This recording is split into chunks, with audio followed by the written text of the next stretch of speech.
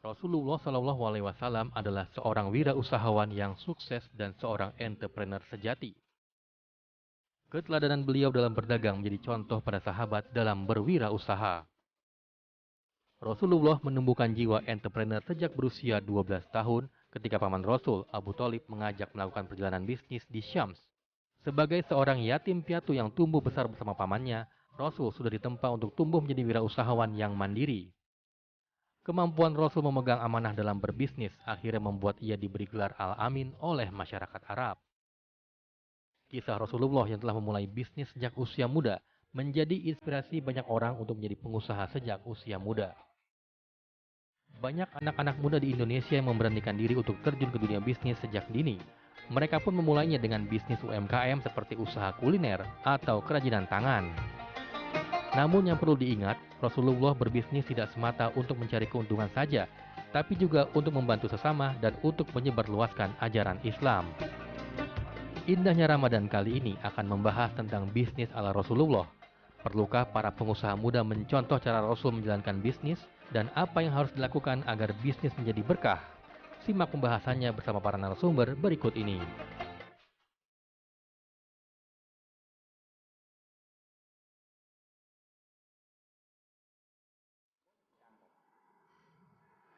Assalamualaikum warahmatullahi wabarakatuh. Apa kabar Anda hari ini? Pemirsa, senang sekali kembali bisa bertemu. Saya Hilbram Dunar di Indahnya Ramadan, di mana tentunya pada kesempatan kali ini saya sudah bersama dengan guru-guru kita yang hadir di studio, di mana sudah hadir Gusan. Assalamualaikum Gus. Waalaikumsalam warahmatullahi wabarakatuh. Ustadz Azhar Nasution. Assalamualaikum Ustadz. Kiai Sumarno, Assalamualaikum. Waalaikumsalam warahmatullahi wabarakatuh. Dan tentunya kali ini kita kedatangan tamu spesial, ada Mas Pramono Dewo. Mas Dewo, Assalamualaikum. Waalaikumsalam warahmatullahi. Mas Dewo ini adalah dari KPM ya, Ketua Komunitas Pengusaha Muslim. Dan beliau juga adalah senior saya di Trisakti. Nah, kali ini akan kita bahas adalah tentang bagaimana menjadi pengusaha sukses ala Rasulullah. Nah, ini menarik karena ketika kita bicara mengenai pengusaha, banyak yang berpikir bahwa beda-beda tipis nih antara menjadi pengusaha sama mengambil sesuatu yang bukan haknya. Dan itu tentunya harus kita pahami betul supaya jangan sampai kita terjebak ke hal-hal yang tidak baik. Nah, bagaimana, saya mungkin mulai dari Gusan terlebih dahulu ya, ketika bicara mengenai pengusaha sukses ala Rasulullah, Gus. Ya. Jadi apa ya yang kita, modal apa yang harus kita miliki? Satu kata, kalau kita membahas Rasulullah itu keren. Bagaimana beliau seorang tokoh agama, tokoh kabilah, tokoh politik, tokoh diplomasi, dan juga seorang pedagang yang ulung. Bagaimana ketika Rasulullah SAW itu memadukan pola komunikasi yang baik, bagaimana service excellence-nya kepada konsumen itu sudah keren sekali. Ini salah satu contohnya, misalnya ada seorang kabilah yang berdagang, karena Nabi kan mulai usia 12 tahun itu sudah mulai diajak jalan sampai ke negara yang lain, ya, daerah Syam itu kan ya. Tapi setelah itu ada tokoh kabilah yang datang ke tempatnya Nabi. Nabi itu tahu tentang siapa dan karakternya seperti apa pedagang itu, pimpinan itu. Artinya tahu bukan dari mukjizat atau dari apa, tapi Nabi itu mau belajar, mau membaca untuk mengetahui customernya siapa. Ini kan sikap yang keren. Artinya ketika kita bicara tentang bagaimana Rasul itu sukses, Rasul itu memiliki karakter yang sangat service excellent kepada konsumen dan memiliki kemampuan karakter yang menghargai dan respect dan juga tanggung jawab. Kalau kita paham tentang bagaimana sidiknya Rasulullah, fatonanya Rasulullah, ya kan, amanahnya Rasulullah, dan juga bagaimana tablighnya Rasulullah dan lain sebagainya, itu diterapkan semuanya dalam Rasulullah berbisnis, dan akhirnya menjadi seorang saudagar yang canggih dan bisa menjadi contoh bagi kita semuanya. Ketika kita bicara bagaimana kita bisa meniru Rasulullah, yang kita tiru adalah karakternya. Ekonomi syariah itu bisa saja memiliki nilai Islam, tetapi ada yang lebih penting dari itu, yaitu bagaimana kita berkarakter Islami, berkarakter syariah seperti halnya Rasulullah SAW berdagang. Sehingga Rasulullah bisa menjadi cermin, bisa menjadi contoh, bisa menjadi toladan bagi para pengusaha-pengusaha muslim seperti yang terkumpul dalam KPM ini. Mudah-mudahan bisa menjadi pengusaha-pengusaha yang memiliki karakter Rasulullah SAW. Amin. Nah, itu diawali dari Gusan menjelaskan tentang bagaimana Rasulullah menjadi seorang pengusaha. Saya langsung ke Mas Pramono Dewo kalau gitu. Mas Dewo, jadi kalau bicara mengenai KPM sendiri, ya Iya. ketika menjadi seorang atau punya niatan menjadi seorang pengusaha Iya. Muslim, pelaku bisnis, pelaku ekonomi. Bagaimana Mas Timo? Apa yang harus kita miliki? Yang pertama, kalau sisi menjadi pengusaha mungkin banyak yang bisa, tetapi sifat yang paling penting menjadi pengusaha Muslim adalah yang pertama meyakini urusan harta adalah urusan akhirat. Silahkan. Ya. Sehingga meyakini bahwa apapun yang didapat dari urusan usaha ada pertanggungjawabannya kelak di akhirat. Itu paling penting.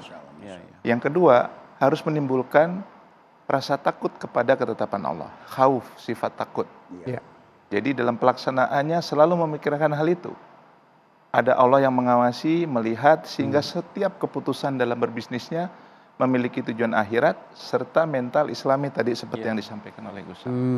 Itu inti paling utama. Iya. Langsung ke Kiai kalau begitu. Menarik Mental banget. Islami.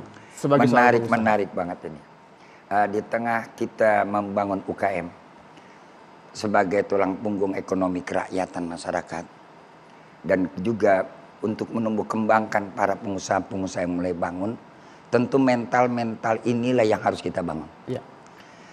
Allah menyatakan dalam Al-Quran, yang sering pernah juga saya sampaikan dalam satu ayat, Bismillahirrahmanirrahim. Yang pertama adalah, hal adulukum ala tijaratin tunjikum min azabin alim. Apa Allah nyatakan? Adakah aku berikan petunjuk kepada kamu atas perniagaan yang menyelamatkan kamu daripada siksa dan murkanya Allah yang amat besar?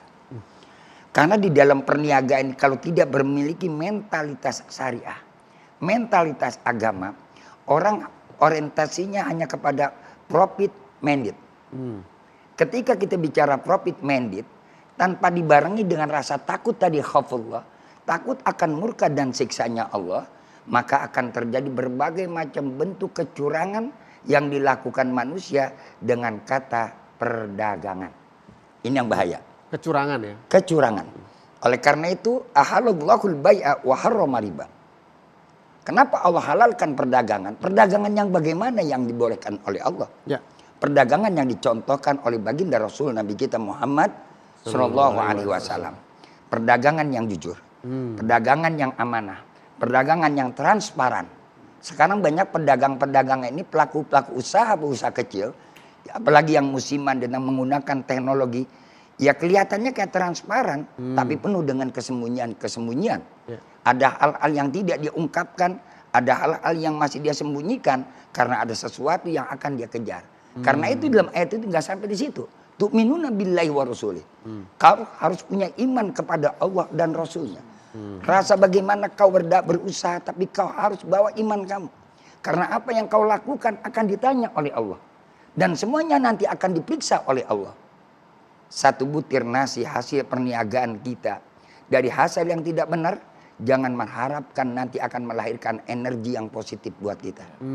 Apalagi hasilnya itu diberikan kepada keluarga dan anak-anak generasi kita. Nah. Masya Allah akan melahirkan nanti generasi-generasi dan anak-anak yang rusak juga. Oke, tahan sebentar Kiai. Sebelum saya ke Ustaz Tazari, saya ke Mas Dewa lagi. Jadi modal awalnya ketika kita ingin berusaha dari sudut pandang Islam bagaimana Mas Dewa? Yang pertama adalah tadi disampaikan sama Pak Kiai adalah sikap sidik, amanah, dan fatonah tadi terus juga setelah sampaikan. Ya. Itu landasan penting sehingga pada saat orang berniat berusaha selalu memegang tadi nilai-nilai penting akhlakul karimah tadi. Tapi bisa sidik, untung amanah. ya? Alhamdulillah Iya. kebanyakan kami di pengusaha muslim hidupnya baik-baik saja. Dengan berpegang teguh, termasuk juga nanti kita bicara anti riba dan segala macam, itu kita bisa hidup. Jadi artinya menjalani Bukan cuma untung berkah. itu yang dikejar. Karena harta itu kan bukan banyak tapi berkahnya ya. Iya. Oke, ke Ustaz kalau begitu. Jadi berkah, bukan cuma untung berkah. Silakan Ustaz. Saya pengen memotret bagaimana cara pandang Nabi itu. Sebentar. Oke. Kita break dulu aja kalau gitu. memotret agak harus detail ya bro. Iya. Potretnya sekarang. Oke, ini menarik kalau ketika bicara bukan cuma mencari untung, tapi juga mencari berkah. Nah, seperti apa akan dijawab sama Ustaz Tazari sebentar lagi, Anda jangan kemana-mana.